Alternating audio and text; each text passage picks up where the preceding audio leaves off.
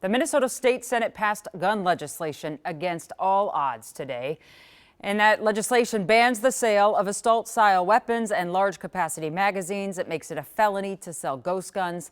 And it gives money for more school safety measures and beefs up mental health resources. But here's the key.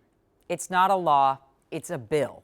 And it has long odds to make it through the entire legislative process this session due to Republican opposition to it in the House. But we'll save all that for another day. Tonight, Breaking the News wants to focus on the people who willed today's vote in the Senate into reality. And those people are the families of Annunciation. Kent, why don't you take it from here?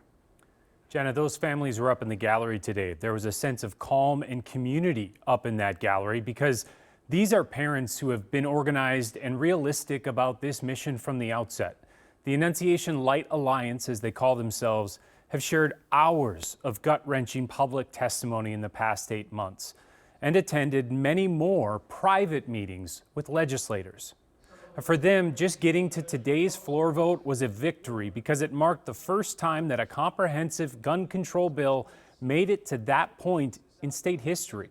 Of course, it then passed by a single vote, which led to a lengthy applause and a pretty emotional moment when Senator John Hoffman's wife, Yvette, who was targeted in a shooting last summer, embraced Annunciation parent Kristen Neville, who helped organize the Annunciation Light Alliance.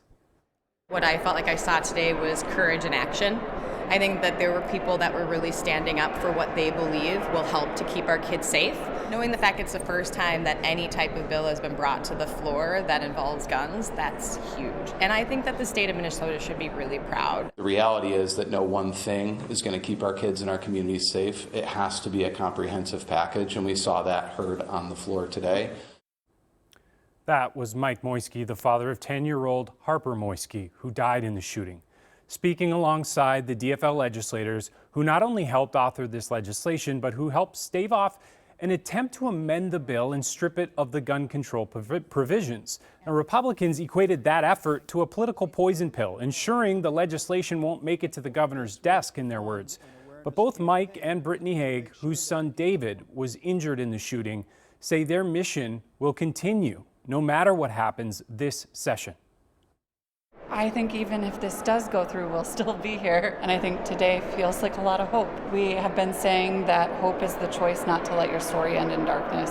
And I think this is a really big step forward. When we started having these conversations after the shooting on August 27th, we didn't really know what we were getting ourselves into, but every day since then has kind of shown us that this conversation is an important one, and we have to keep having it. I'm really optimistic for what's to come next. I think we're making progress, and most of all, not only am I and our community really proud of the work that was done today and what we pushed through, more importantly, I think all of our kids should be very proud of what we did today, and the kids of Minnesota, because we're actually doing something meaningful that would be lasting and impactful and keeping them safe every single day.